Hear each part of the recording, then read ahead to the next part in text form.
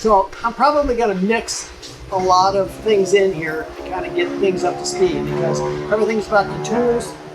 You know, we could close that somewhat. I bet you won't It's see noisy. it. You're Noisy. Anyway, so it's, you know, everything's about the tools and the tricks. And you learn those, make it quicker, faster, all of that. Mix and epoxy. Let's just get to some of these basics so we can get up to kind of terms here. You know, use a paper cup about this size, no bigger. Put your mix and epoxy. And when you mix epoxy, you don't want to have any cups that have any wax on them. So don't put wax paper down on your table to do anything. No wax around epoxy. So when you have a paper cup, you know, you put your epoxy in here, and as you're mixing, when you're done mixing, if you set this cup down with the epoxy and you use fast or slow hardener? Slow. Well, I don't use slow at all. I don't use slow at all. People say, oh my God, if I mixed fast, it instantly starts exotherming, smoking, and then starts foaming like the little snakes that you'll have on 4th of July. What it is it's the mass. So the moment you get done mixing, you get rid of the mass. If I set that cup down for 15 seconds, 20 seconds, I probably lost a half an hour of working time out of maybe an hour. So I could make a part 3/4 or so size of this table, a bulkhead, and I'm only mixing this much straight and fast and not have a problem. So when I mix this epoxy up and I pour this out, I might get this much of an area of epoxy down there. So then I start mixing up my next and pour it all out. But the moment I get done mixing, I dump the mass. So I'll have plenty of time. It's only this thick of mass. So if you start trying that, you'll notice you'll never buy slow hardener again. You'll see people doing things with stippling. You'll see people, you have slow hardener and you're taking a paintbrush and you're dabbing, painting on the epoxy on the glass. Mm-hmm. If you like watching paint dry or not wanting to build an airplane, that's what you do. Yeah. I want to build an airplane. So what we do, almost everything that you do in an aircraft like this is always going to be 2 layers of glass. 2 layers of glass. So if we were going to make a bulkhead, so this is an example of a piece of foam, how big it is, whatever, piece of foam, you end up microing it, and you know what micro is? It's hollow glass balls, and it's just white. It looks like white powder. Make sure you are downwind from it or upwind from it, so that you don't breathe that. It's breathing glass balls. When I show you about doing this vacuum bagging, you always want to kind of do it like this instead of by my bag, because it's like little ball bearings. It won't clean.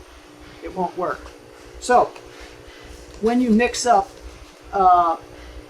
like micro, and you mix up all your epoxy, and then you pour your micro in this cup, if you were going to cover this, your foam, and cover up your little holes, you do this and it's kind of a slurry, and you squeegee it on there. If for some reason you had divots where you hot wired a foam cord wing, and you had spots where you dinged it and you got little holes in it and things like that, it would say mix up some dry micro. So you have your epoxy and you mix it up till it gets to real pasty. But if you add too much, it'll turn into like pie crust. It'll start flaking, and oh shoot, I've got to add more epoxy to get it back to where I was. Well, I call this alcohol micro. Here, let me backtrack. So what people would normally do is, if they had a divot, you would take that dry micro and you would fill that little hole. and then they would make it a little bit proud above the surface. They would let it dry, and then when it was dry, they would take their sander and sand that flat.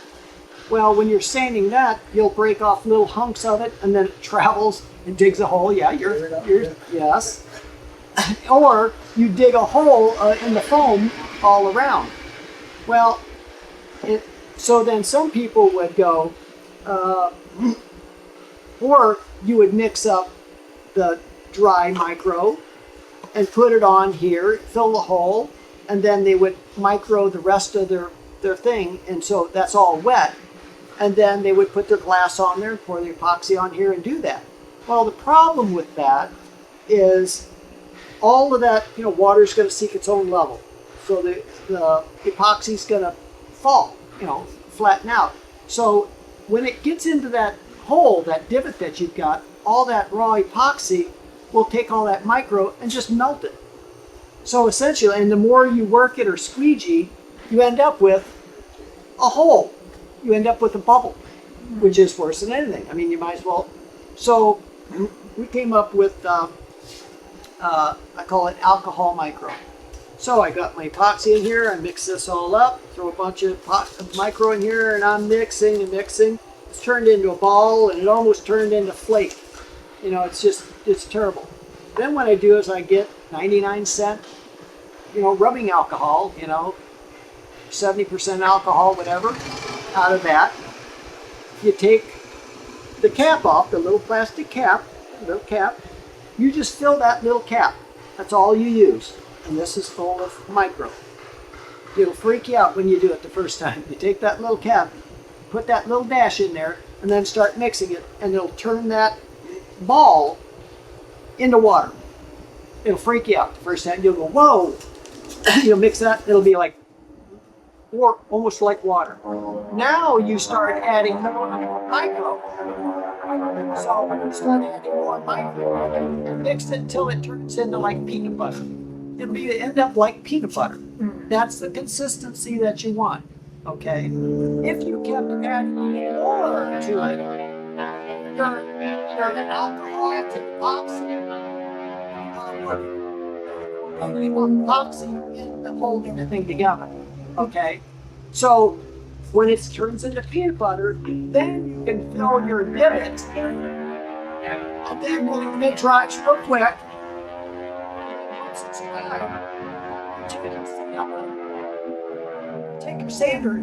It's like the consistency of chalk. You swear you just made chalk.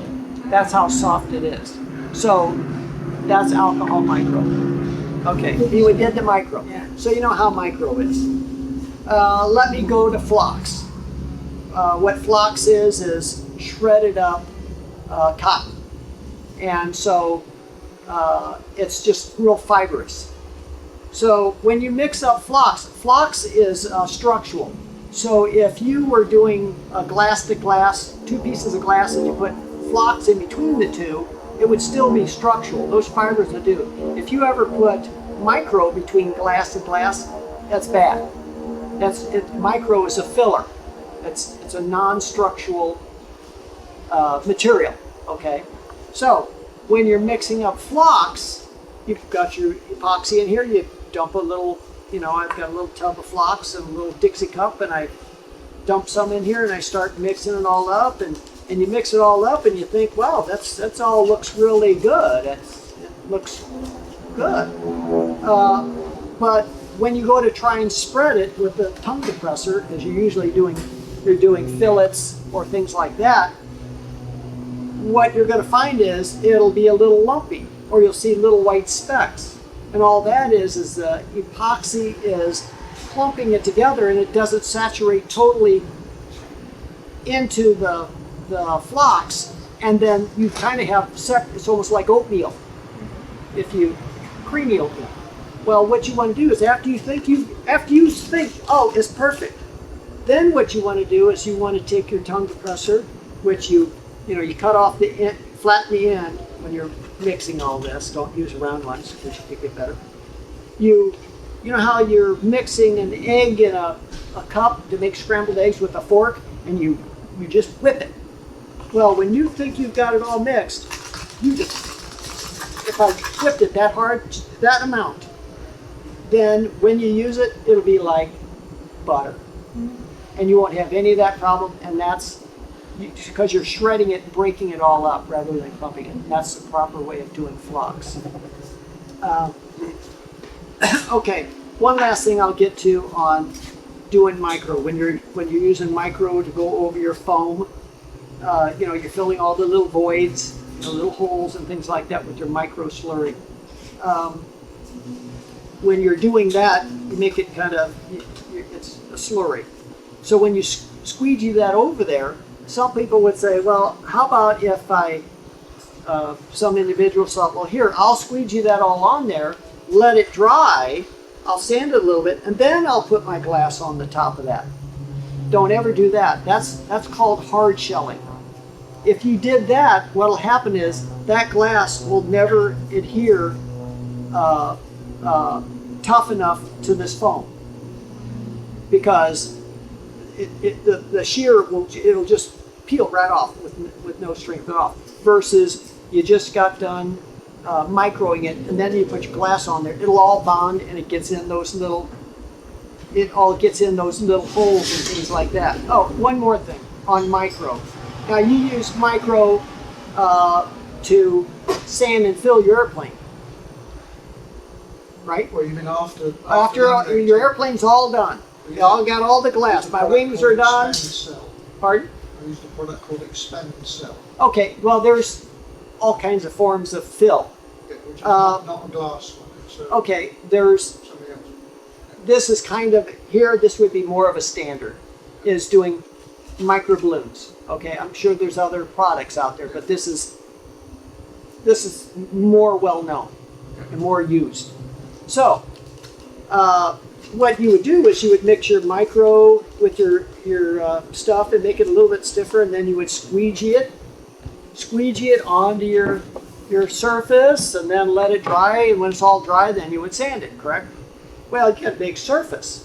So when you mix up your next batch, if it's a little bit drier or wet or whatever, and you put it down, then this one's going to be harder, and this one's going to be a little softer. So when you're going and sanding and filling, correct? Then I've had people say, well, hey, what I do is I weigh my epoxy, and I weigh my bag of fluffy micro balloons, and I weigh them exactly, and I get the ratio just right, and everything else, so I can have a consistent such and such mixture.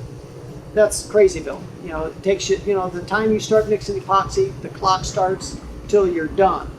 You know, you've got to get it all done where it doesn't go off. The trick to doing this, to know the same consistency every time of whether it's a slurry or it's dry or how you want it, is put your epoxy in here, you got your micro balloons in here, you're mixing, and the thing is when you're mixing, the moment you stop and watch how long it takes for the top of the micro to glaze out, it'll turn real shiny. Okay? So when you're first mixing micro and you're doing this, it's all real shiny. The more and more you add, it starts getting dull. And so it looks dull, and when I stop, I can almost count the seconds before it shines out. So that's your timer. So if I did this and it goes, oh wow, this looks just about right, and I stop and I see how long it took, when I do my next batch, I just do the same thing. You'll get a real good knack. You'll have a consistent thing every single time. Okay? I don't care if you made it so dry, it was dry micro, almost a ball, and it sat there. It might take 10 minutes or 15 minutes for that to shine out, but it will shine. So use that as your timer. So it's just a little trick that we've come up with. Okay, so now you know micro, you know flux and stuff. I'll show you, I'll talk some about doing vacuum bagging here. Vacuum bagging, most people don't do it because of two reasons. They don't understand it, and then when they find out about it, they find out it's expensive. because when you vacuum bag, you've got to have a bleeder layer, an absorbent layer, a release layer, and then the bag. You notice when you get your seal meal for your whatever it is, that it's a bag, and in that bag it might have a whole bunch of little bumps, or it might have another little piece of plastic in there that's got a whole bunch of perforated little holes in it, and those things are to keep the air, that's to make it a bleeder, so that if you had two pieces of plastic and you put vacuum to it, it would just slam shut. It wouldn't do anything. So you've got to have all these things. So now what we're trying to do in vacuum bagging is not like sort of like a sandwich, but even more. We're trying to take the excess resin out of my part that I'm making and get all the air out. Okay. And the reason why most people, when they think, oh, I want a vacuum bag, I want to make a lighter part, and that's all they think because they don't know any better. We don't want to do vacuum bagging to make a lighter part. That's not our goal. Our number one goal is conformity and no air. You know, air is your enemy in making composite bulkheads and anything that you're going to have falling and things like that. So, yeah, we're going to naturally make a lighter part. But that, if I wanted to make a fiberglass copy of this thing here, and I wanted it hollow, but I wanted it exactly like this. You know, I'd take some pallet wrap or cling wrap, same thing, and I would wrap it right around the part as a release. And I would take my cloth and my epoxy, my fiberglass cloth, wrap it all around here. And if I wasn't vacuum bagging it, what would happen is I could never keep that cloth, the wet cloth, go around these sharp edges and make this shape. It would just turn into a rag. It would turn into a rag. So vacuum bagging will give me exactly these sharp corners and the exact form. Plus it will take all the air all out. So, like I said, most people don't do it because they find out whatever system or company that has their vacuum bagging, they figured out, here, I need this type of bleeder, this kind of absorbent layer, this type of a release layer, and it's generally more expensive products. So when you find out what those what that takes, and if it's a complete already made up bag, then if I made this part and I'm going to vacuum bag it, I've got to hold it together and get it and slide it into the bag. Well, then you kind of mess, it's hard to do and everything else. When you get all done, you throw all of this stuff here away. Now, I had a gentleman a few years ago. He came to one of my dog and pony shows, and he said, hey, I make automotive parts and I make some aircraft parts, and I heard there's a new, I call LoVac, low cost and low vacuum. And those are the two key things that we're trying to accomplish here. And I say, well, the size of this 4x8 table, what would it cost you to make a part? You know, your expendables that you use one time. He says, it's cost me upwards of $150 for the bag and such, and I throw away to make my part. And I'd say, well, for me to make that bag and all my expendables that I throw away, there might be 50 cents, might be 75 cents in my expendables. You know, I'm making my bag out of cling wrap or pallet wrap. You know, I've done many little parts with cling wrap, but you just go buy yourself a roll of pallet wrap, go to Lowe's and Home Depot, you know, any place. The wider you get it, the better. So what you do is you can make a bag. I can make a bag the size of this room floor with that pallet wrap. So how I would start out is I would go have my roll, big roll. Now you don't want to have a roll and then you lean it around and it hits something and you ding it and you get little holes in it. So, you know, baby your roll. I would take that roll, I would tape it on the end of my roll with a couple of pieces of masking tape, I would stretch it all the way out onto the table, and then I would, because it's only so wide, then I would take it and overlap it by a couple of inches onto the other one. And I could keep going forever if I wanted to. But say I'm going to make this whole table, you know, this part of my table, my bag. So the bigger the better that you have to do with. So then once I've overlapped that, I literally would go, and it would just touch and cling. I wouldn't worry about pushing it out and sealing it and everything. Don't care. Don't care. The more I mess with it, the more. So I was saying before, if I was mixing micro balloons here, if I was doing it right here, those little glass balls or ball bearings, little dust gets there and it's not going, my cling wrap, you know, so this stuff here doesn't hardly, well, that's after I use it one time. Now, it's not going to cling really again. It's not really going to cling very good again. Okay? So it's kind of like a one-time cling. But I don't, like I said, I don't worry about that. Overlap. So now I've made the bottom part of my bag. So that's down on my table. So if I was going to make a bulkhead, most things that you do in aviation is making bulkheads. You know, you're going to have an instrument panel, a seat back, the side of the fuselage will make bulkheads, and then you can form those, and you can, for the most part, things are, you would make bulkheads, and then you glue each bulkhead together, and then you form and things like that. Well, when you do glassing, you know, if you had your bulkhead and you microed you first vacuum all the crumbs off with your shop vac, micro slurry on your foam, fill all your little holes. After you do that, then you would lay your glass right on top of that. So you have, most people, you're using bidirectional cloth. There's bidirectional and unidirectional. Unidirectional is all the fibers are going in one direction. So all your strength is here. If I bend it here, it would just snap. Bidirectional, the glass is, the weave is like this and like this. So it looks like a honeycomb. So there's fibers going this way, fibers going this way.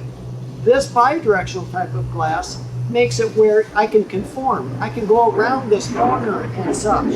Otherwise, if it was unidirectional, it has a hard time making shape. So when you're doing aircraft stuff, the direction, your plans will tell you, okay, make this glass go at a 45 degrees going down to your fuselage, down to such and such. We're not building boats here. All our strength is in the fibers. Those direction of those fibers, okay? It's like a suspension bridge. You have a cable and a whole bunch of little cables in a bundle, okay?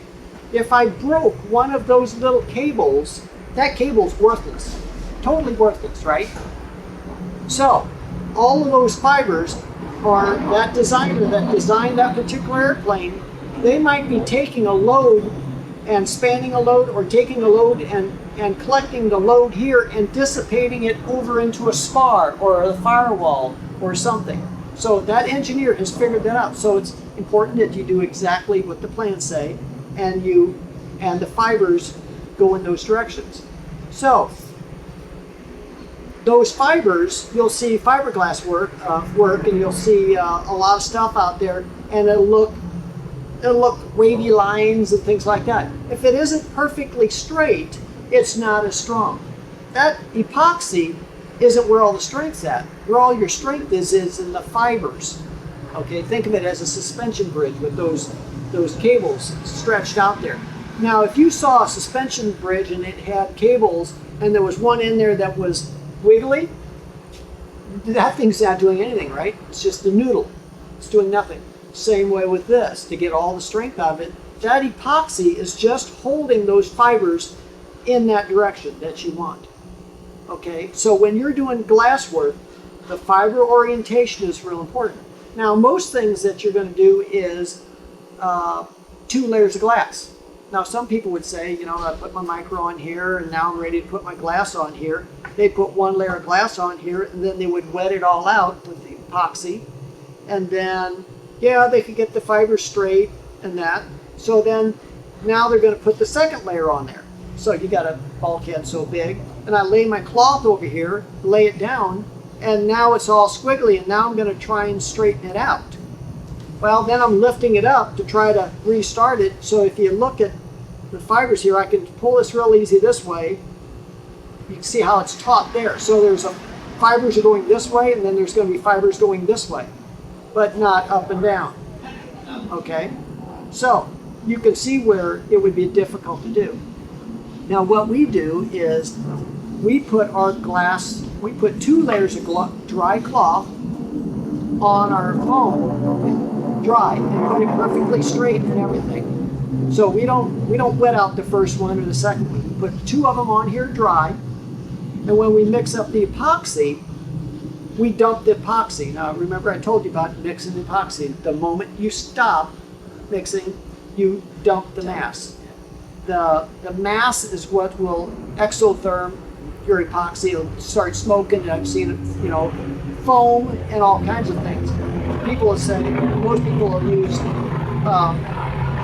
straight slow hardener. Oh, and they can set their cup down and whatever, and they can, you know, you take a paintbrush and wet it out, and take that paintbrush and throw it away. Just use a squeegee, because we want to build a plane. We don't want to watch paint dry. So when you're mixing all your epoxy, the moment you're done, you dump the mass out. So when we pour our mass out, it's only about an 1/8 inch thick on top. I've reduced my mass down to nothing. If I set my cup right here for 20 seconds or so, I probably lost a half an hour of workable time out of an hour. So that's where you're going to get in trouble. Make a rule. So when you start your project, you'll have your peel ply cut, your cloth cut, everything. You've made a plan. So that, oh, and here's the other thing. When you do this, talk about gloves here. You put, just get the nitro gloves, like the blue gloves or whatever, nitro. I did medical stuff for 15 years. I hit gloves from 7 in the morning till midnight, 7 days a week. People say, oh, I'm allergic to latex and stuff. You're really not allergic to latex. You're allergic to the chemicals and such. And most people are allergic to the powder in the gloves. So people that started out with cheap glove, you know, they have no powder, so they're harder to get into. Then they go to the powdered gloves, and after a while, then they start getting rashes and allergic to it. Then the next step is go to double washed gloves. They actually wash the chemicals that the gloves are made of that are actually allergic to, and you can only do so much of that. Then you go from there to like these little cotton jerseys that you put on, and then you put your glove on, and it separates your hand from the glove. Then the last thing that you go to when you become allergic to that somewhat or having still problems, then you go to nitrile. If you just start out with nitrile gloves, you'll never have an issue, ever. You just won't have an issue whatsoever. So you just do the nitrile gloves, and they come in various mil thicknesses, you might say. What I do is I double glove. I put 2 pairs of gloves on. And the reason why I do that is because when I'm doing all this stuff, I'm in epoxy. You know, it's all over. I take a dry paper towel and wipe my gloves off. If all of a sudden, oh, I forgot to cut my peel ply. Oh, I gotta get this foam.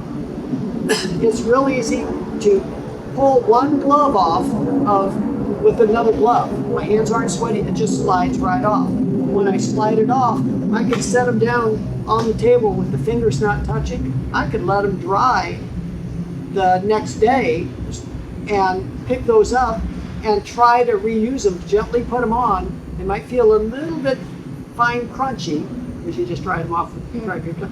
And then in a few seconds, it'll be just like the others, and you can stretch those gloves for a long time.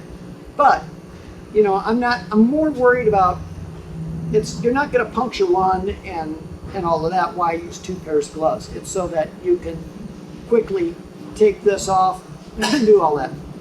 I do it as a rule. It's just like these cups. The paper cups, they're not as good until you use the second time around. So these paper cups, and of course you don't have wax covered ones or wax paper that you ever do anything. You can always keep wax away. So when I'm done at the end of the day, if I have some left over, I'll kind of dump it into another one or something. I'll let the cup just sit there and dry. The next time I use it, it's rock hard. It doesn't move around. It's better than it. I'll use that, do it. At the end of the day, it's slowly going to get, warm. I don't worry about, you can't peel it off. You can't peel it off. You can't, it's, a cup will last you. So you don't buy a little stack of cups, you can build a whole stupid airplane. So that's one little trick. Don't keep throwing, new cups out. When you're mixing epoxy, I know we're kind of a long way around getting to the vacuum bagging part, but it's all about the tools and the tricks and getting there and doing it fast, cheap, good job. Instead of buying an epoxy pump that you got in 2 separate containers, and it's arm operated, we've made them in our shop where it was foot operated. We're going to try and do production here. Just get yourself a $20 digital scale, a glass round top type of thing. Get a gallon baggie, freezer bag. You slide it in there, just puff it up just a little, zip it closed. I won't take that scale out of there until the next time I need a battery. So then I've got that scale right there. And what I do is I look at I use MGS. I love MGS because its viscosity is, it's like water. Works great, I love it. Now I'll tell you one thing. MGS, it's almost, you don't smell anything. There's other epoxies that, you could smell the ammonia and stuff. It's all bad for you. Even the stuff you can't smell, it's all really kind of the same. So when you're doing epoxy, as long as you have a window open, you have kind of a little bit of cross air, you're good. You wouldn't take a heat gun and heat up some epoxy or heat up something and kind of standing over it. Then all of a sudden you'll start smelling the fumes. It's bad for you. You can become allergic at any time. It could be the 5th time, and all of a sudden you'll start noticing rings on your skin and stuff. And that's from any place you've ever got it on your skin. Your body thinks it's under attack. If you get super allergic, it's just the smell or just the sanding dust, and you'll start seeing spots appearing. And that came from where it touched your shirt or whatever.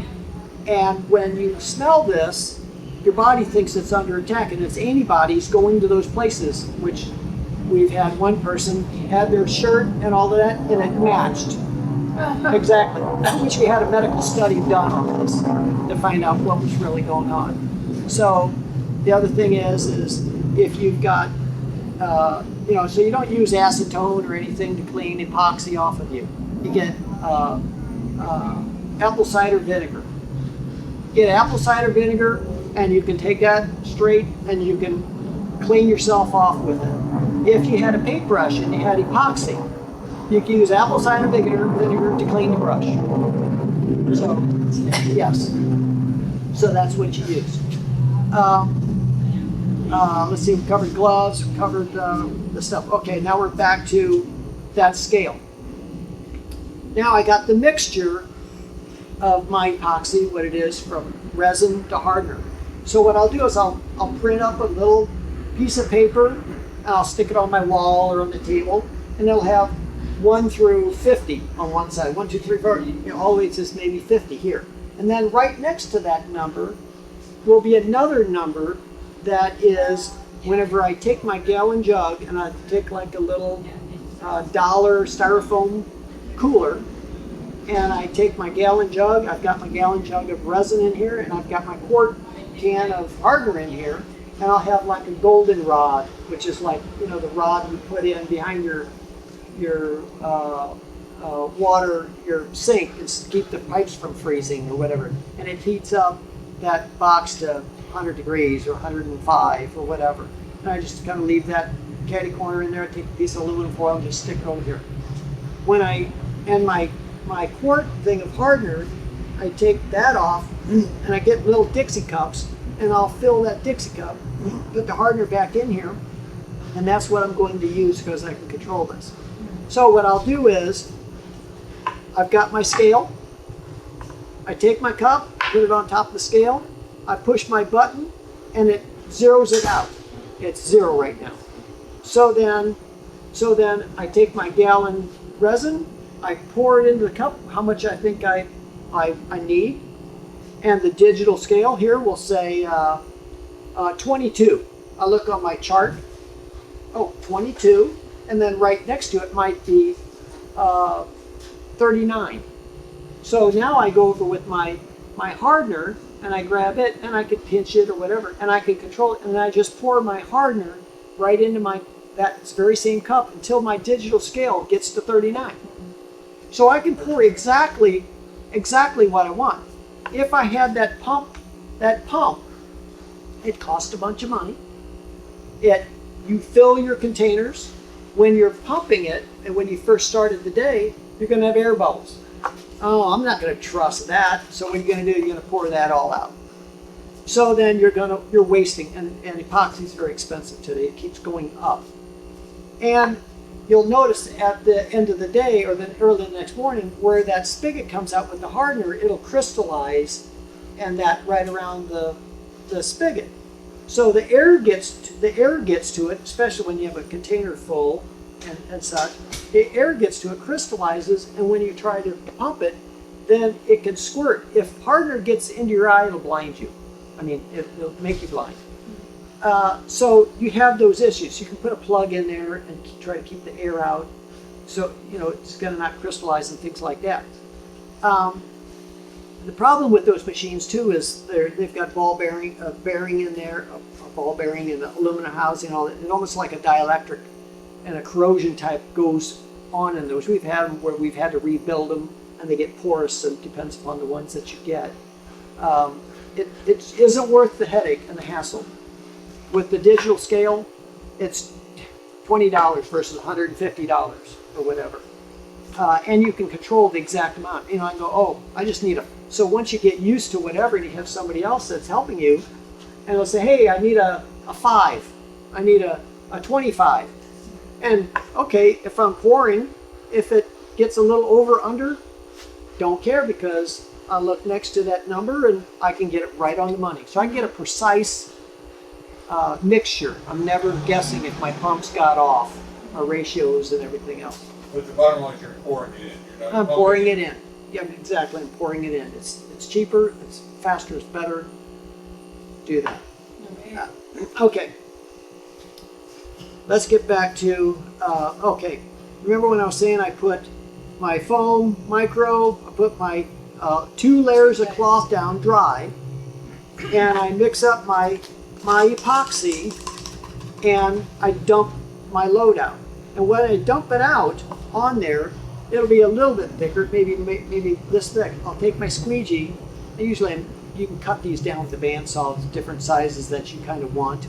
And I'll just literally kind of just go like this, just lightly, just to scoot it around somewhat, a little bit farther. I wanted about an 1/8 inch thick. You don't make sure this time is your enemy here. So I just literally would go like that if I poured that, and that's it. And you leave it go. Now I go back and I start mixing my next one, because it's going to take you, probably 2-3 minutes or whatever till you get it thoroughly mixed. That's why you have a squared off end with your popsicle stick, so you can get the corners, scrape it, and make sure it's thoroughly mixed. The moment I stop, I dump. This cup would do a space about this square inches here. I go to do, by the time I already poured my first one, and now I'm doing this. By the time I'm ready, I've dumped this. That 1/8 inch on top of the 2 dry layers, it'll be totally dull. It'll all have soaked in. It's all ready. It's nothing.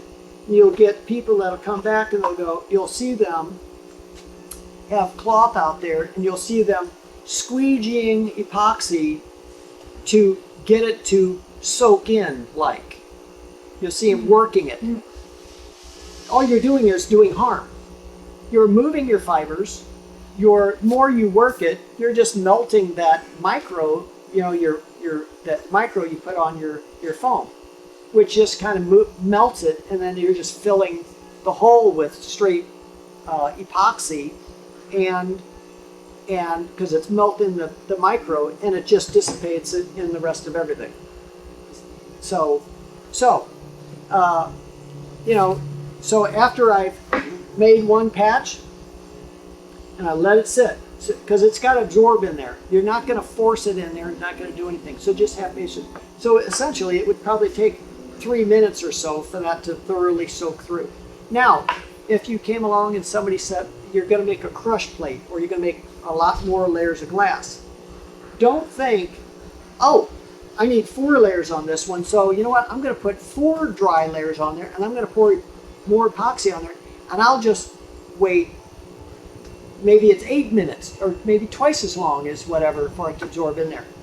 It won't work. What you're going to have is, if you have any more than 2 layers, if you had 3 layers that you did this with, what would happen is you'll get air bubbles so big, this high, and they'll just appear in between the layers. So now you're trying to squeegee it and push that air bubble physically out to the very edge of your work. It just is what it is. 2 layers, you're absolutely great. 99% everything is 2 layers anyway. But any more than you're going to ruin that. Okay, you're going to find you're going to be working too hard. So when you say I was doing a crush plate, so then I'm doing some stuff. So there's more and more epoxy. Towards the last few layers, I can put my dry cloth right on top of there, and I can take my gloves and go like this, consistent pressure, and I can either weigh something a little bit on it, or just give it time, and it will absorb all your extra excess into that last layer or 2. Okay, because we want it thoroughly wetted out, but we want the least amount of epoxy that we can physically get off of there, right? Now, when we do this vacuum bagging, the part come out the exact same every single time. It doesn't matter if it's dripping wet or you had purposely got all the excess out, okay? Because the pump is low vacuum, so the vacuum pump is going to get all the air out first, and then it's going to get that pump just wants that epoxy. Its own goal is to get that epoxy. Now you're going to use your absorbent layer. It's going to absorb that, and there'll be enough absorbent layer there that it'll capture all what it needs. And with this low vacuum, it will stop. If I had it so dripping wet like my pancakes, it would saturate that completely, and it would start creeping down the hose to get to the pump. It won't clog until it hits the pump.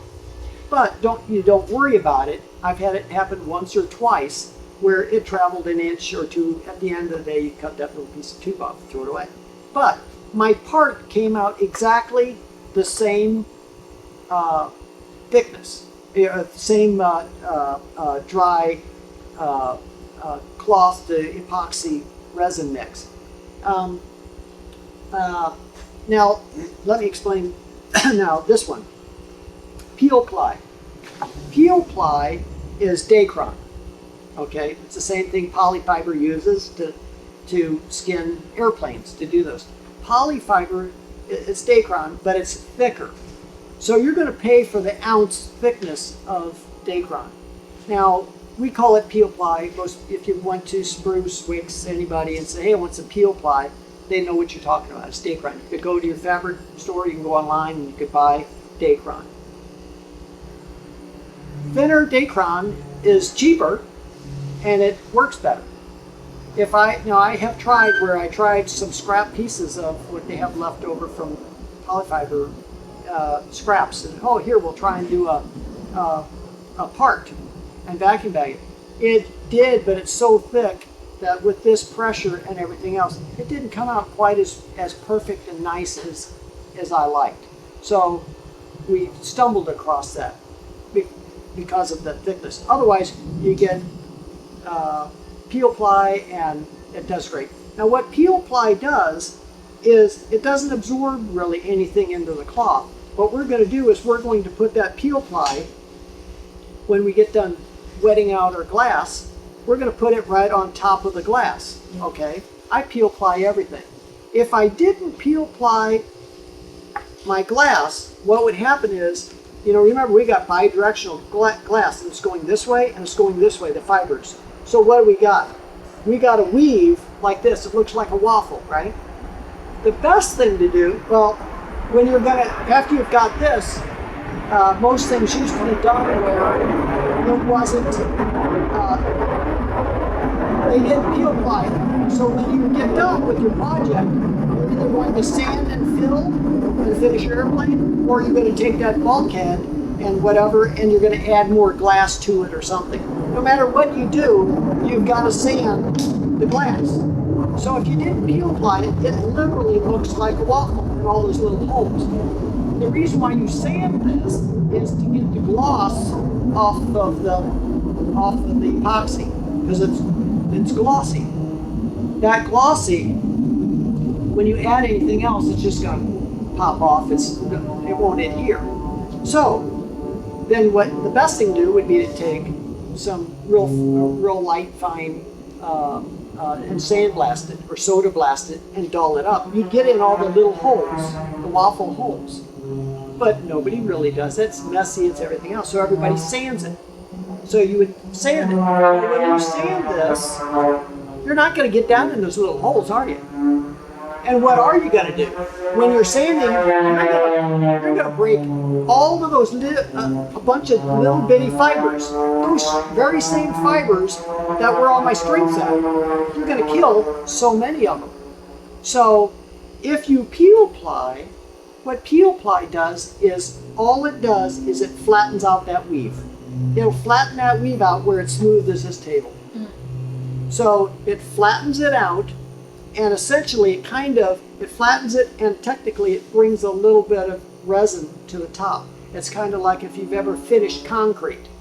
You know, the reason why you're finishing concrete and smoothing it is you're essentially pushing down your aggregate, your stones, and you're raising to the top sand and cement and the water, which acts as a protection when you're doing finishing concrete. Well, when you're doing this, you're smashing down the weave, making it flat, and essentially it's almost like you have an invisible, real super light layer of epoxy on top. So when I go sand this, it's totally flat. You'd swear it's all finished. I mean, it looks beautiful. And Dacron costs nothing. You use it one time and you throw it away. So when you do Dacron and we weren't vacuum bagging and you're just going to peel ply, did you guys peel ply your stuff? Okay, you know, that was always the fun part, especially if you could pull it off at night and you see all the sparks. Okay, the static. Well, did you notice that wherever you had a crease in the peel ply, it would pull up resin and have problems like that, or it would pull up. It would pull up because you could never get it flat if there was a crease in it, and you would have a spot where the peel ply didn't lay it flat, and so then you'd see your waffle. Okay. Well, people would say, well, here you can take an iron and you can take a heat gun and you can do all these things. Don't waste your time. We've tried those things and it's not worth it and never works out. And we used to go down, because we were close to where we get our stuff, we would hand roll our stuff off and take it gingerly to the shop and all of that stuff. Don't do that either. What you do is, wherever there's a crease, roll it out, you take a pair of scissors and you just cut the crease out. You just cut it up. So maybe you have scrap pieces like this or that or whatever. You take a little box, you throw all your scrap pieces in there, because you're going to use all those scrap pieces when you're doing all your other little jobs. Like as if you wanted to you had a rain gutter around your canopy, you know, and you've got the little rain gutter, and it's a little trough like this, a little U, and it goes all the way around like that. Well, how would you peel ply that? You gotta lay the peel ply flat. Would you put a little flat piece in the bottom there and try to make a little piece up against? Or so what you do is you take all your scrap and you cut 3/4 inch or whatever strips about this size, a bunch of them, and then in that trough, as it's going around that, you just lay them in there and you overlap all your peel ply, and you keep overlapping it like this. When it dries, if you pull at one end, you're going to pull one off. If you pull at the other end, the whole thing will come off at one time. Okay, so all your scrap, you're going to use it for smaller jobs and this, because if I was going to do this, I would just, or if I was going to peel ply this, I would just take a piece of peel ply, throw it on here, and take a pair of snippers and snip it in the corner, and kind of see how much of it I could get to lay flat, and then go from there. I can overlap the peel ply pieces on the other. That little bitty edge is nothing. When you're going to sand it anyway, it's going to go away, right? So, but when we vacuum bag, it can be all crumpled up. It doesn't matter. When I vacuum bag, it doesn't matter whatsoever. So whenever I vacuum bag this way, I don't worry about having air bubbles. I don't worry about having too much epoxy, whether it anything. So, because it's going to take care of all of that. So what I do is I'm going to make my bottom part of the bag, okay? Take the bottom part. Okay, this is the bottom part of my bag. I like to use pallet wrap. You can do the saran wrap, same thing, cling wrap. Doesn't matter if it's thicker cling wrap, pallet wrap, or thinner. It doesn't matter as long as it doesn't have kind of holes in it. So that's the bottom part of my bag. Whether I put my whole table and overlapped them, and if I overlapped them, I literally touch that. Okay. My next thing I do is I would take my bulkhead. Say I'm going to make a bulkhead, and I could do it over here and make my part and then set it on my bag, or I could just do it right on the bag. So if I did this, I would put this right here. When I mix my micro, I would just turn it like this because I have a little bit of airflow, whatever, because then the little ball bearings dust won't get on my pallet wrap, my cling wrap, to stop my cling, you might say. It's not that big of a deal. Just turn here rather than do this. I do put my micro on here. I put 2 layers of cloth on here, just like I always do. You know, put it on here when it wets out. Squeegee off the little excess, or don't care. Then I put my peel ply on here, and you make your peel ply bigger than your part because you got to be able to have a handle to peel it off, and I'd lay it right on there. So that's what I do, regardless whether I was a vacuum bagging or not, right? So the only thing I'm going to do different is I'm going to use 2 layers of the cheapest paper towel that you can buy. That 2 layers of cheapest paper towel, and when I say cheaper, it's even better because they don't have as much sizing in it and things like that to make it stronger or whatever. 50 cents a roll. 2 layers of cheapest paper towel and lay it right over the part, over the top of the part. So what's going to happen is my release layer will be that peel ply, which I always used anyway. My absorbent layer is the paper towel, where all the excess will go. If I put the end of my vacuum hose, it's got a little clip on here. If I put the end of my hose right on top of here, on top of my part, what would happen is resin would collect around the edges of it. It'd put a dent in my part and everything else. And if I had my hose right here and I put this bag over the top, what would happen? It would suck my bag right in here and stop all the flow, right? So what I do is at the end of the hose, I take, just some paper towel, a couple of layers of paper towel, and wrap it around the end and put a piece of masking tape around it and make a wick. Okay, so now when I put the top part of the bag on here, it won't collapse this is my bleeder. So my paper towel is doing double duty. It's acting as my absorbent layer and my bleeder. So I've made a path for the air and all of that to go. As long as this wick is touching that paper towel, it's got a path for the air and fluid to move, okay? So, if I might need a little bit of help right here. So, what I would do is I would hook this up to the suction side, and what I have for a pump is, I could have sold thousands of these. You know, we sell parts and stuff. I don't, because people are going to think, hey, Randy's doing this to sell pumps. I don't, you know, I want to pass on knowledge. This is basically a diaphragm pump. I used to say it's a glorified aquarium pump, but I had a person come back and say, I was looking for an aquarium pump. As long as you have suction, there's a suck and there's a blow. All you need is the nipple bar to suck the air.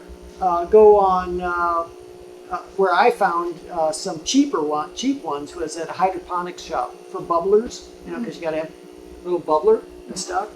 And they were $18 or $15. So my cost of doing a regular vacuum bag like this is really what, $18 or $20? If you were doing traditional vacuum bagging, you would have more pressure. Depends upon what you're vacuum bagging. You would have a much more expensive pump, and you would have to control the amount of vacuum. If you had more vacuum, you can crush your foam part or whatever, but you could over deplete the resin to glass ratio. Because remember, all the pump wants to do is it gets the air first. But what it really wants is it wants that epoxy. It wants it all of it. So if you have more vacuum, what'll happen is you'll end up sucking this actually dry, and it'll bring the epoxy down the tube to that pump. So having more vacuum is not a good thing. So hence I coined the phrase LoVac, low cost and low vacuum. Okay, two important things that we're trying to do here. So if I made a bag, the bottom part of my bag, and say this big table, and I was doing a big part, and then I would put the top part of my bag and go at the end here and overlap, go here, and then I would overlap it by a couple of inches and stuff. You can't really tamp it down, right? You know, one spot here. I just overlap it, don't care. Cling wrap, once it starts, it's there. You know how you can't get it out of the stupid box. Yeah. So, if I hook this vacuum pump, it's nothing. It's like sucking water through the straw. If I hook this up, you would never see the air move at all. So what you use is, you know, when you have your shop vac, because you're going to shop vac the crumbs off your foam before you start your project. I got my gloves on. I'm holding the shop vac hose, you know, the shop vac hose, and I'll just like this, hold it like this. I'll stick the other end of my hose is on my part. I stick this in my vacuum pump, or my hose, squeeze it like this, and that whole thing will go down in 2 seconds. The same pressure as this pump will hold, but you would burn out your shop vac. And then I release it. This releases my thing here, but it's not disturbed. And then I go over and then put it on my vacuum, and it'll suck right back down. Okay. So I'll show you exactly what we're doing here. So remember, we got our part. It's the foam. Microed it. I put my 2 layers of cloth on there, wetted it all out, put my peel ply like I always do. The only thing I'm adding different is I put 2 layers of dry paper towel. I've got my wick right here, and as long as that wick is touching that, if you could hold this just for a second before I come maybe come around the side. If you could put your finger right there, okay, and right there. And what I'll do is I'll make the top part of my bag. So I've got my pallet wrap or cling wrap. And see how it wants to stick there a little bit. And what I'll do is, when I Darn, see how it always wants to. So then I just go like this and touch it. Okay, lick them. Now what happens is you see nothing's really going on. If I go like this and just go, and then I roll this, just roll the hose. See how it all vacuumed right down. Just roll the hose. There it is. That's good. There it is. There's the whole thing. When you do traditional vacuum bagging, what'll happen is you've got where the leaks are will be around the hose, and they'll have special like butyl rubber or like caulking, rubberized caulking, and then they'll wrap it around the hose, and then you wrap it all the way around mil-thick plastic, and adheres that to either another piece of plastic or a piece of glass for your bottom part, and it's more and more cost. This one here, okay, now you see how this is all sealed up, and you see how it's sucked into the foam here on this end. You notice it goes around the edge, the bottom edge. Now the trick to this is to get this off. When you let the pump run till this epoxy gets in the green state, like a green twig. You know, a green twig will bend so far before it snaps. A dry twig would be crisp and snap. Well, you want this to where it's in the green state. Okay, so it's kind of, this feels a little pliable, but it's a little bit stiffer. Now, when it gets to that point after, I'm using say MGS, I'm doing fast epoxy. I'll come back probably maybe an hour, hour and a half, and come back, and I'll just grab this, I'll pull the hose right off, just pull it off, pull my thing apart, and now I'll take the peel ply here with the paper towel attached.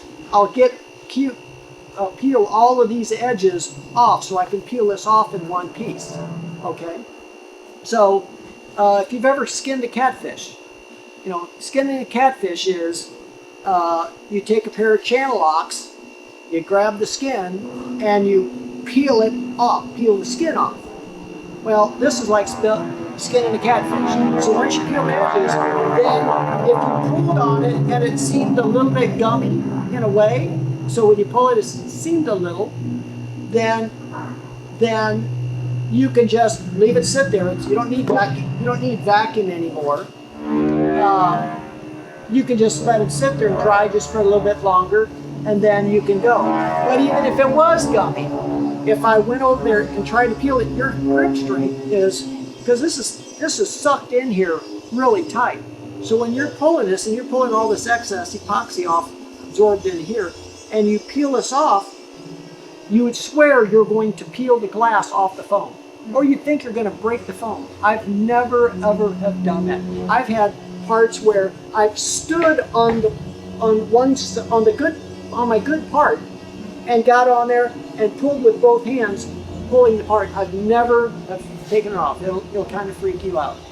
Now, if you had one extra pair of hands, a little bit more grip strength on different parts, then it just seems like that's just that little bit more that, oh, you can get that off. And the whole thing will come off in one piece. Then you'll have this heavy part in your hand here, and then you'll have your part that you just made, and you go, they weigh about the same. So that's the trick. So don't come back later and say, Randy, it didn't work. I had so much trouble. And what happened was, because they waited, you know, a day or two, every day that you leave peel ply on, it gets harder and harder and harder. And depends the ounce thickness of your Dacron. When you go to peel it off, it'll peel off in strips, or it'll even break and shatter into little pieces. And then you're going to be taking a razor blade, like picking a scab, and trying to get it as far as you can go to try to get as much of it off as you can. Then you'll be cussing. There's been people that have built their whole wing, peel plied it all, and go, oh, I'll leave that peel ply on there, thinking, you know, it's going to get dirty. And, you know, I won't maintain it for a year from now. I'll just leave, that'll protect it. So when I go to, I'll just peel that off. the longer it sits, you'll never be able to get it off. There's people that it's been on so long that they couldn't tell that was glass or that was peel ply. And people have painted their planes over peel ply. It's that hard. So the thing is with peel ply, besides all that, when you peel your peel ply off, you're going to have to sand that area anyway before you add to it or you even sand and fill. The best thing to do is you sand it right before you're going to do your next operation. Okay, so if I did a job and I did my thing and I pulled my peel ply off, and then a month from now I'm going to sand and fill it, then it's not energized as much. If you sand right before you do your stuff, it's kind of almost like you're rubbing a glass rod. It's static and everything. You get better adhesion and things like that. I don't know how much, but from what I understand, it's better to sand right before you're done. Now here's another thing. Normally when you do a bulkhead, when you're making a bulkhead, you're glassing one side and waiting for it to dry. And it's like, okay, you're using straight slope, you're spending a whole day or so, and then the next day, for it to dry the next day, you're taking it and then you're cleaning that up and razor blading that up, then you're turning around and then glassing the other side. That's what you do, right? It takes you forever. Well, I've made a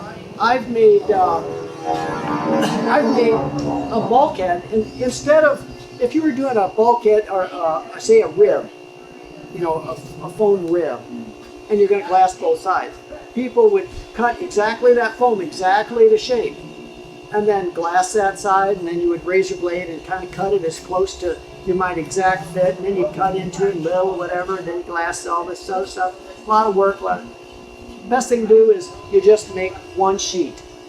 You make a sheet, and then once you make your sheet, then you take your template or whatever, take a pencil, draw your part, and cut it out exactly the same. You're not going to save any material by cutting it specifically for that and trying to cut a piece of material to fit that, because you're going to make the material bigger than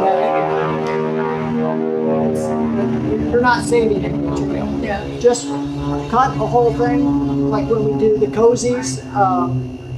Here, we do a 8-foot thing, a template we have on our website, whatever. And it's all set out there, and you do it and you cut it all out, and your parts will be absolutely perfect. Another advantage to doing bulkheads with LoVac is if I did a 4x8 sheet and glassed it, in the plans it would tell you put some masonite or something, boards on here to keep it from curling and keep it flat.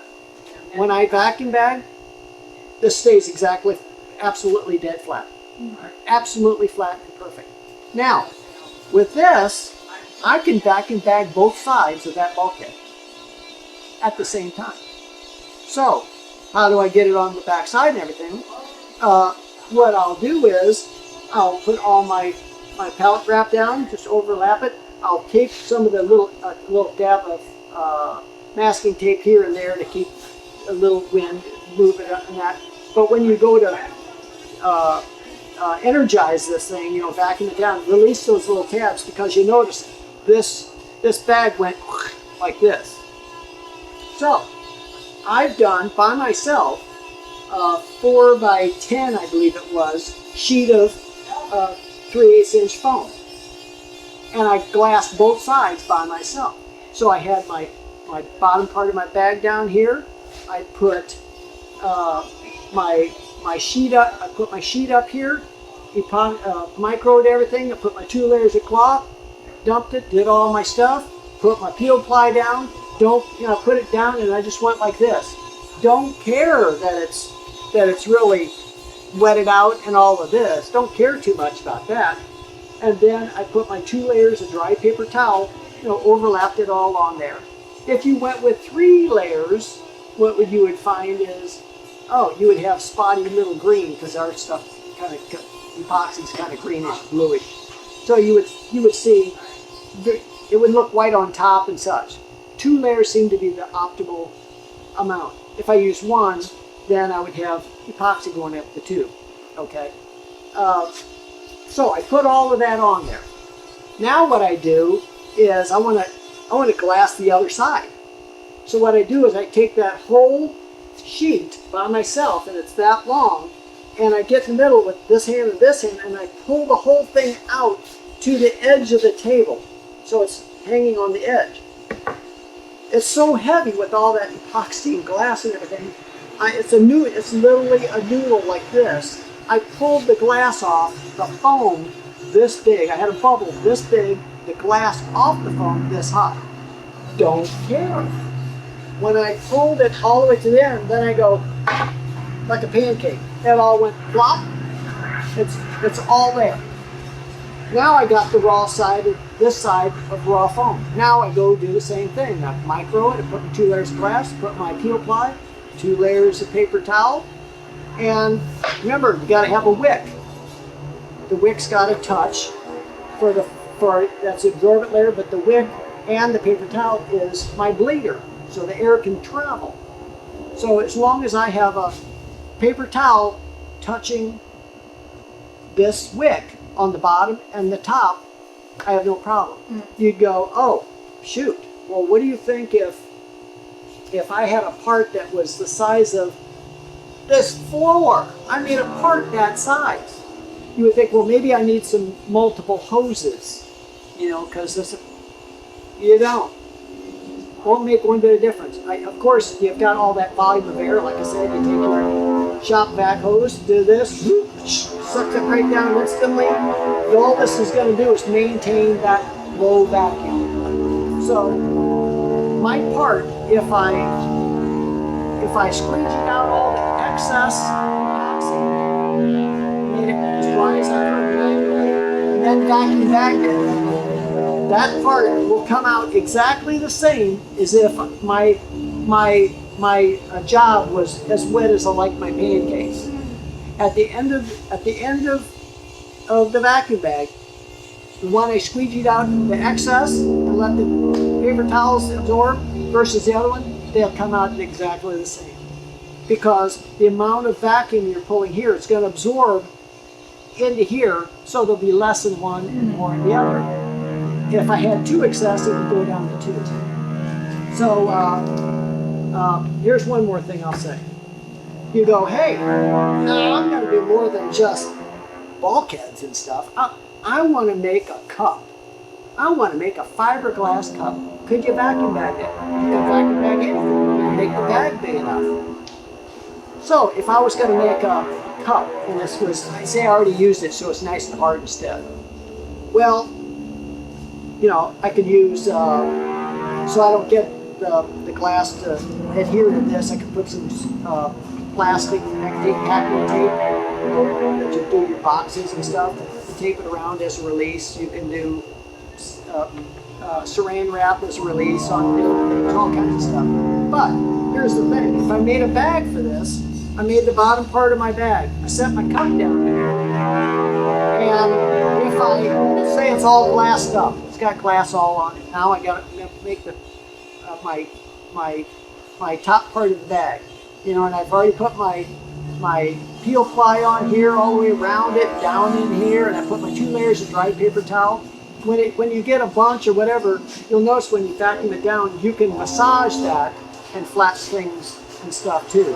Okay, you can cut it. So now if I put my top of my bag with the pellet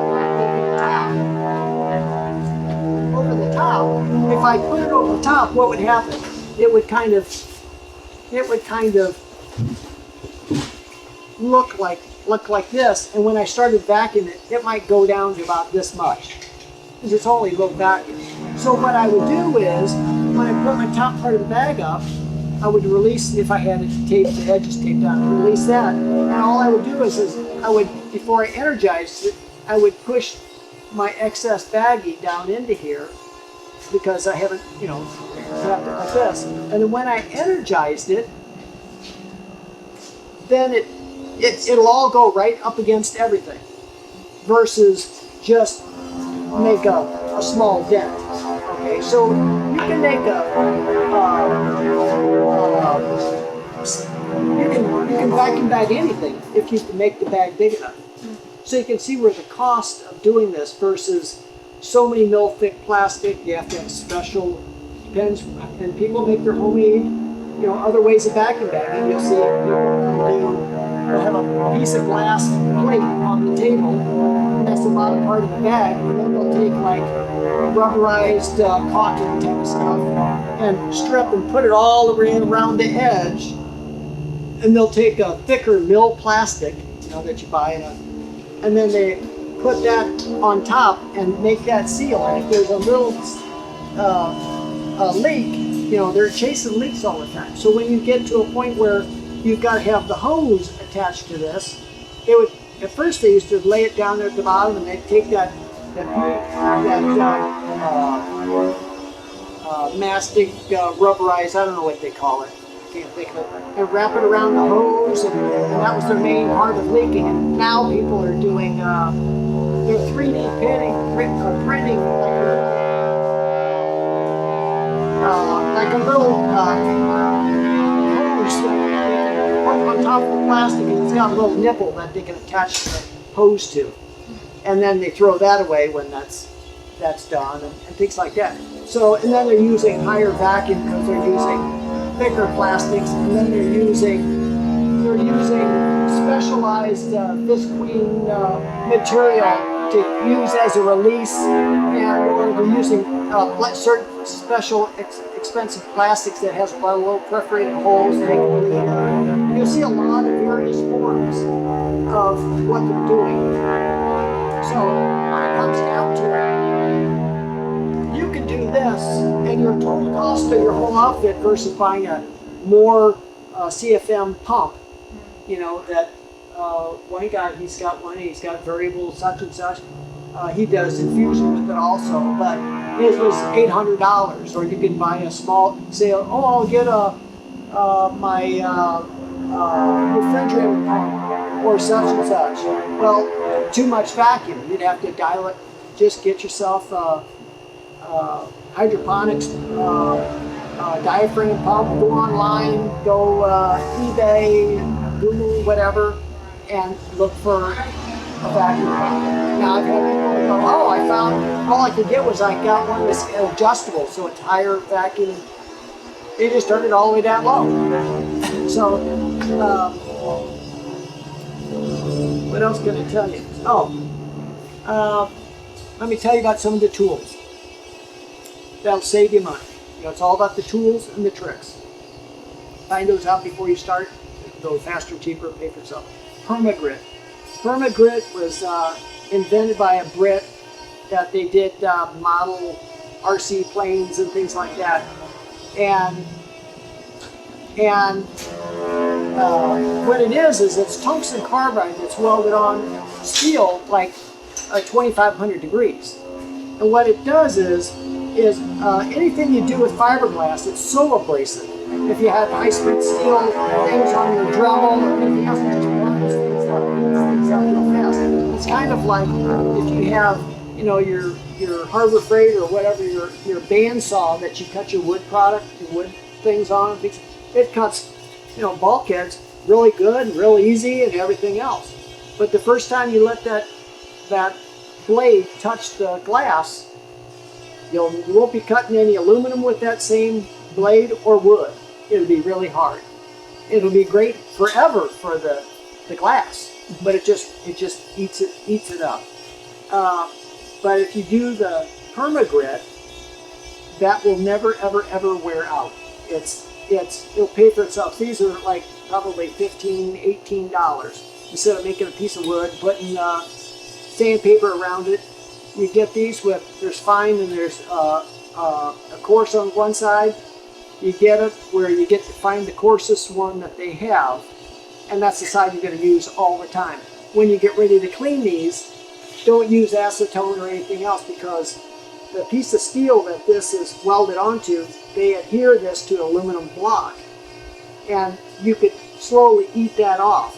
All you have to do is take a wire wheel and go over to the wire wheel. Even if you use Bondo and it's green and it all loads up, take it to the wire wheel. It'll clean all of this all off. Or if it loads up when you're doing a lot of sanding and felling, and you'll never wear it out. And because you normally wear out the edge, it's always the edge. So you get, and then there's the one where this is square. Then they have the one where it's a blown cut, where it's cut at an angle.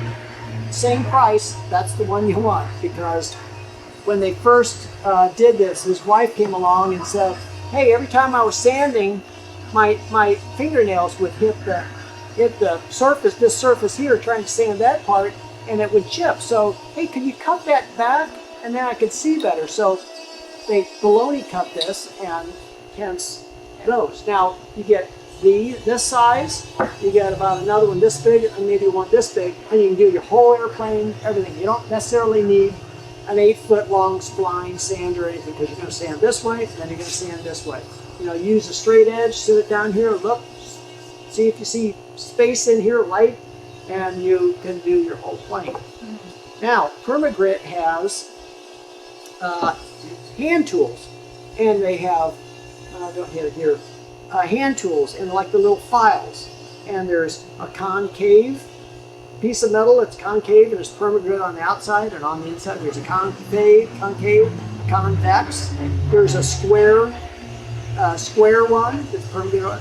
They've got a round one. They've got a flat piece of, so just a flat. So if you had to get in something and you wanted to sand right in here, you could take that thin flat piece and go in here and sand this.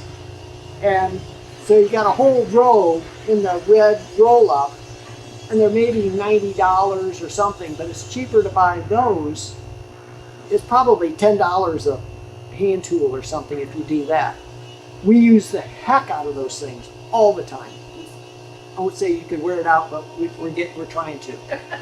Then there's the other one that you use a lot with doing glass work, and that's a Dremel. Use a Dremel all the time. The problem with Dremels is the speed switch. You're shaking your head. Speed switch dies, and everything else. Best thing. My advice is, and what we do, we've gone through 20 of them. Just go to Lowe's or Home Depot or any of these places here. You get the Dremel. I think the Dremel will last us, they guarantee it 5 years or something. You buy the box, put the receipt in the box, forget about all those stupid little, grinding stones and whatever. Leave all that crap in there. Take the tool out, and you use it. And when it starts skipping and doing all that, put it in the box. You take it back over to them, and that's my experience. They have given me another tool, and you just keep doing that. We'd always blow it out. We tried it. It's just, I think, 4 switches, and you do have glass and things like that. So Permagrit sells, one of your favorite tools, and then the Dremel is that little drum sander. The drums are expensive. They're a pain in the butt. Just take the screw and get that one off, wiggle that one to get this one, and what do you always do? You always use the edge of it or whatever, and you burn everything up. Well, Permagrit makes a little drum, same size as that drum, and there's no screw on the top because it's just a solid piece of steel with the Permagrit, but it's Permagrit on the top too, so you can turn it around and use it as a facing tool and a drum. It will never, ever, ever, ever wear out. As long as you don't file steel or metal with these, that's because the only way you're going to get this off is try to break the tungsten carbide welded onto this plate. It's the only way that it could come off. So you get the drum, and they're like, I don't know, $15 or something for a drum. You get the drum, you get, the collets it's an 1/8-inch spindle. So it's just an 1/8-inch rod. So Permagrit has an 1/8-inch rod, and it's rounded at the tip of it. And we use that all the time as like a pencil. You get into a spot, and you can get in there, grind and do little things and whatever. But we use that a lot as a plunge tool. We'll have a bulkhead or whatever. I just poke it right through, and just as a zip saw all the time. Yes. Then you get, the third tool is you get one that's about a 3/8 inch round, and it's rounded at the domed around the top like that. And that's the one where, you know, when you do bulkheads, you know, you glass on this side and you glass on this side, making a sandwich. If I was going to glass this bulkhead to this bulkhead, what you do is you ooger out the foam a little bit down in there, right? And then you would fill it with flocks, make it a little bit proud, and then stick it there. When it dries, then you would put your 2-ply bid tapes on here, right? Well, when you ooger out that foam between the glass down just a little bit, you still have to get that micro off the glass. You know, when you micro this, Yeah. because micro between glass and stuff is non-structural. Remember, flocks is only structural. So that Dremel will ooger that out, but you can take all of that off real easy because it's about the size, the perfect size to do all of that. So you get those 3 pieces. And you know, You got a kit like that or not? Just well, actually, and I've been doing this for such a long time. Wicks, on their own, went and put together a toolkit because there was metal toolkits and things like that. They put together a kit. They call it, because we're known as the Cozy Girrrls, because we manufacture all the metal parts and we're the retailer. If you're gonna build a cozy and all that, you know who we are. And I teach all this stuff, and it's about the tools and the tricks. And people would say, okay, what's that part number for that drum? Those 3 there. And there's the smart level, and then there's the Dritz scissors. Have you ever used the Dritz scissors? Oh, Okay. We got to go with something else. Well, it's a little carbide. These are Kevlar scissors. Well, Similar. maybe it's something. Well, it's like a carbon steel little scissors. Sounds like a cheap tool. It's Dritz makes it. We got Wicks to handle it long ago. They used to hand shear all their cloth and stuff. Now they use the Dritz scissors. And what that does is, how we use that is, people would say, oh, you know, I went from a scissors to that pizza cutter. You know, and I'd have the plastic down there, and I'd do all that. You know, you get a bump or dirt, and you can't take a pizza cutter when you got stuff you want to hang over a wing and cut and such and such. Well, as great as the pizza cutter was to the scissors, the Dritz scissors is that to this pizza cutter. So with the Dritz scissors, you take the handle, it's got a battery back, or you can plug in electric. And just use electric. It sounds like a cheap tool, but it's not. So what you do is you take a piece of saran wrap, wrap it around the tool, you know, except right up to the edge of the cutters. Just wrap it around that, around the trigger, the whole thing. Then you take masking tape and you wrap the whole thing around the trigger, the whole thing. And then when you get to the battery end where it pulls off the electric of the battery, take a razor blade and cut the slit, you know, the edge, so you could easily pull the whole thing off. You'll next time you'll ever take that off is if you change a cutting head, which lasts forever, or something. So what happens is, you know, I'm double gloving, and when I'm done with my job, I take dry paper towel, wipe it all off, and I'll wipe my tool off and just let it sit there, you know. And when next morning it's hard, you know, it's all dry. There's nothing there, and I use it. The moment I pick it up and I take dry paper towel to clean the little things off. Just dry paper towel. Don't take acetone. Don't.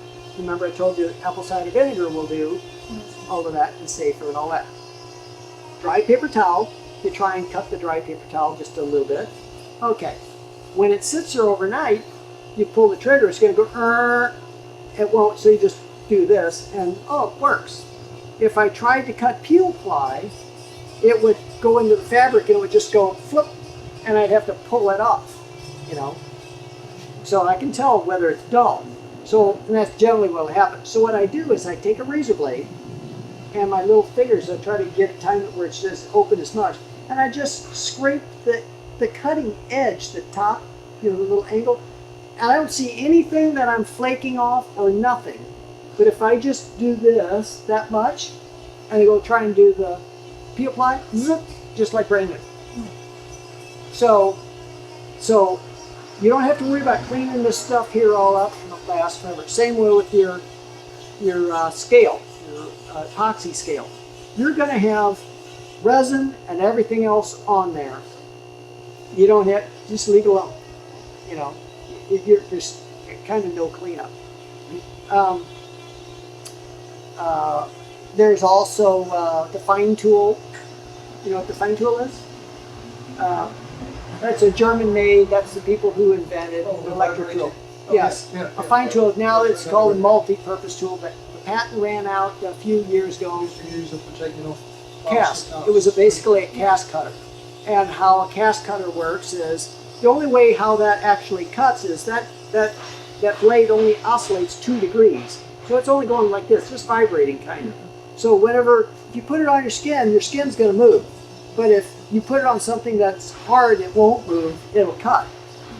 So if you get a fine tool or anything like that, you would just don't get the adjustable speed. You'll never use you just buy the cheaper. But if you get other ones, what you want is, you want that thin, flat blade. You know, it's a 1/16 of an inch blade. It has tiny little teeth. But if you can get this where the blade is concave on the inside, so where the bolt is attaching it, so this blade can lay totally flat. If you have it where it's totally flat, when it comes time for, I'm going to on my wing, I'm going to, for instance, make a little jig so I can put a level on here and set my incidence of my wing. And I'm going to take some Bondo and I'm going to Bondo that thing to my wing. Well, when you're done, you break that off. You got to get the Bondo off the wing. I can take that and go right on top of the surface, and it's like cutting the finest shaved hand you've ever seen, where you could see through it. It can cut that fine of stuff. It's a phenomenal tool. So we'll cut bulkheads. We'll do. You can't wear out the blade. Blades are expensive, but you know you'll break the blade before dropping it all that, and that was in the kit. But in the kit, Wix put a thing. It's called the Cozy Girrrl toolkit, and then it used to be a picture of all the tools and a description and stuff, and then it said at the bottom of the whole thing, description. Then it finally said, "Oh, these are the actual tools that Cozy Girrrls use," or something. It was the funniest thing, especially in I would just call it men's magazine, you know, so you can imagine. But the reason why, I tell people I don't get a nickel for it, I get nothing. The only thing I get out of this is it makes it a little easier. I can say, look, just talk to Wix, say, hey, the Cozy Girrrl toolkit. There's some things I got, some things I don't, but you know what's in there. This is what I want. So you don't have to go in and I'm constantly at the end of the show getting part numbers. I don't remember, and I don't care. It makes my life easier. So is it still on their yeah, they keep doing different books and magazines, and it's buried between tools and different things. So all you got to do is call them up and ask them. Now there's one last trick I'll tell you for right now. I told you about alcohol micro. Last one is, we talked about making bulkheads. I'm going to make a big bulkhead like this. And I pour my epoxy right on the glass itself. Now what happens if I wanted to make this part right here? I wanted to make a copy of that. Okay, I'm not going to vacuum bag or anything, let's just say. But I wanted to make a part like that. What I would do is, if I put the glass on top of here and it's going to drape down, then if I poured my epoxy on here, then I'd have to take a paintbrush and dab it, try to get it soak enough to side and get it to stick, and you've had that experience. Okay, so other people, what they would do is, well, here I'll wet out the cloth on the table. I'll put it, most people, they say, oh, I use clear plastic, so many mil thick plastic, and I'll put that down there. Did you do that? Pardon? Well, no, that would be too thin, because then you can't hold themselves. But you can do a soapy mill thick plastic. He said, oh, I love it. No, I wouldn't do anything else, because then I could see air bubbles when I transfer and stuff. Don't use that at all. What you use is the cheapest tinfoil. Tinfoil's by far the best thing that you can use. It'll cost you, when it comes down to it, about the same per square inch. You know, when you go by the difference. You can put the dull side up, or shiny doesn't matter, but put the dull side up on the table. I can take a Sharpie, I can outline what I want my pattern to be if I wanted a pattern, and I could cut my cloth to fit exactly that, and then put it on there, put 2 layers, pour my epoxy on here, and let it soak in there. And then when I've got that, then I'm going to want to squeegee out a little bit, as much as I can, off to the edge, and then I'll tear or take my drip scissors and cut the foil all off, so I have just that part, and then I would put it right on here. Now, if I was to make a box, say you know how a box is when it's not been folded together. It's undone, you've got a square here, and such and such. Say I wanted to do that, I wanted to line the inside of a box and do something. Well, I could, if I did it on plastic, my sheet, and I put a Sharpie and I marked it and I cut it and cut the excess. If I tried to overfold this, it wouldn't fold and it would slide off. You notice the glass just slides off of the plastic real easy. Well, if I did it on foil, I can fold it right onto itself, and it creases and it stays. That glass will not slide off of that foil whatsoever. Give you an example. You know, when you put the 2-ply bid tapes, you're going to bid tape 2 bulkheads together and stuff. You know, like I've got when I first did a long time ago, I had my fuselage upside down, and I'm going to do these bulkheads, 2-ply bid tape, and it was, you know, 6-8 feet long. So I did that plastic thing here and cut it and everything else, and it was, you know, it was hot day, everything else. One long strip I kind of picked up, it was a noodle. I tried to get it, because like when you're doing drywall taping and stuff, as long as you can get it to stick, then you can try to get it to go farther. I couldn't even get it fast enough to stick. The glass actually slid off my plastic and turned into a big ball, and I'm cussing. You know.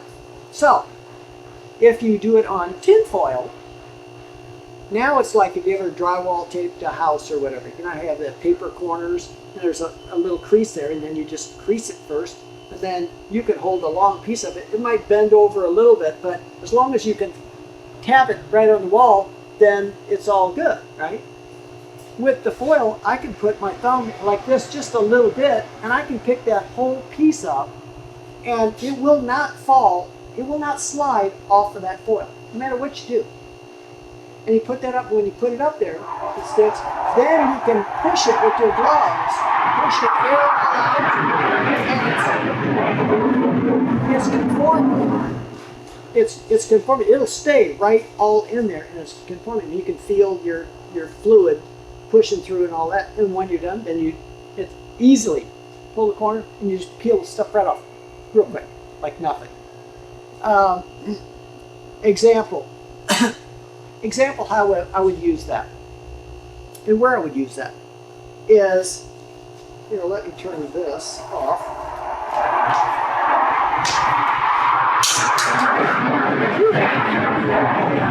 Where I would do this. Say I was going to build a spar, and a Cozy, or others, it's a 11-foot spar, and at the end of the box, at the end of the box beam there, it's spar, it cants off a few degrees like this, okay? In the plans, here, let's say this is the box beam here. I've got to put glass on here, and it's got to be 3 inches down the side and down this side. And then it says I got to have uni or whatever it was at a 45 degree. It had to overlap a 1/2 inch, and it had to go in this direction and it had to go this way. So when you take your squeegee and you squeegee the glass itself in the direction of the fibers, okay, otherwise it squiggles all over.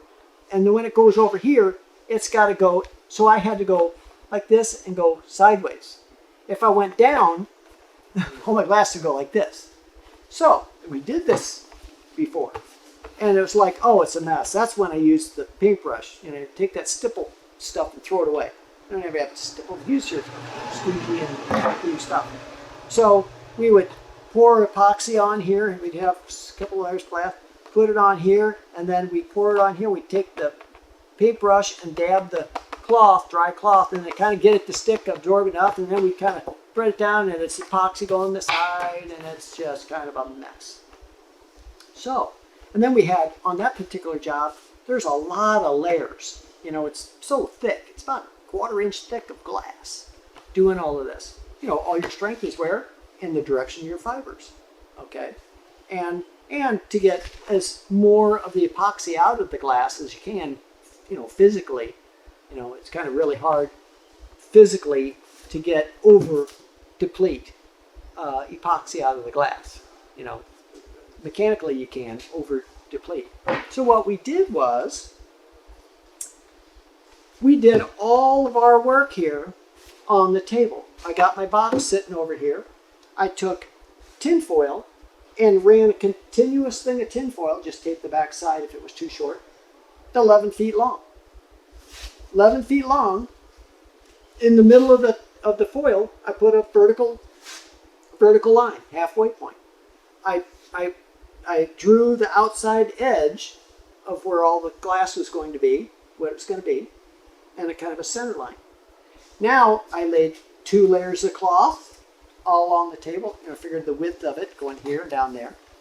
Poured it all, did all that, wet that all up, then added more glass, and then I did that, added more glass till I got all of that done. Then I squeegeed the excess off, excess off of here, cut the foil excess off, and now I've got that run like that. Now I go and take my, my cardboard tube that I have my fiberglass cloth on, and I go at one end of the table, and I get, here's the stuff, and I take cardboard tube and I go under this, and I back roll it onto itself all the way up to the halfway mark. I go to the other side, back roll it all the way to the center thing. So now I'm holding a scroll. Scroll here, and it's right here. I see the halfway mark, and I see the center line. I go over to my box beam.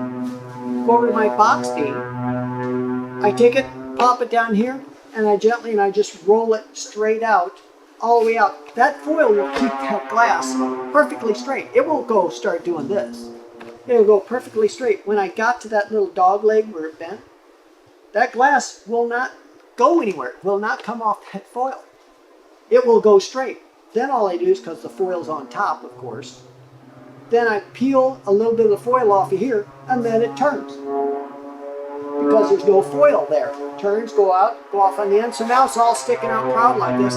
Take my gloves, smooth it out, and push this right around the corner like this, and this foil will hold everything and do everything. And I can push out excess and whatever. I peel my foil off like real quick like that. I throw my peel ply on here and go like this, and I got it perfect. I got all the fibers absolutely perfect. I did the whole wetting out faster than you could have ever. Not the mess. I didn't use excess epoxy because it's running down the side and the stuff. And so you can see where using foil is it'll change everything that you do. You'll never use clear plastic again. It's everything. I don't care what you do in life. It's all the tools, the tricks, and if you find those things out, no matter what you do, your job will be faster, cheaper, quicker, better product, everything else. But you just have to have a mindset. You know, are you done? Well, thank you very much. Thank you. And the foil, you use heavy duty foil. Super No, you don't have to use heavy duty foil. There's just buy cheap foil. And all it is transferring it. Doesn't matter. Yeah. You'll hear Chrissy say, "Oh, use heavy duty." I don't want to spend any money. It works exactly the same. And then when you put your glass on here and you wet this out, that Sharpie that you use, just a Sharpie, not a big magic marker, it'll all shine out perfectly clear. Because when the foil, you wet this out, it will turn clear. You'll see Yeah.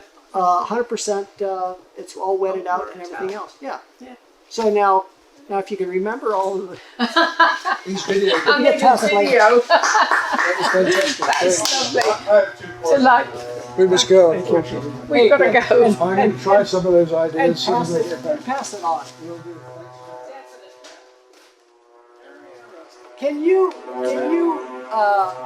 email Chrissy or something and say where you post or whatever, and then maybe I can would be happy to. maybe because then maybe I can just like with the tools and stuff. It makes my life easier. I can go, look, you want to see this? We actually put it like I'll talk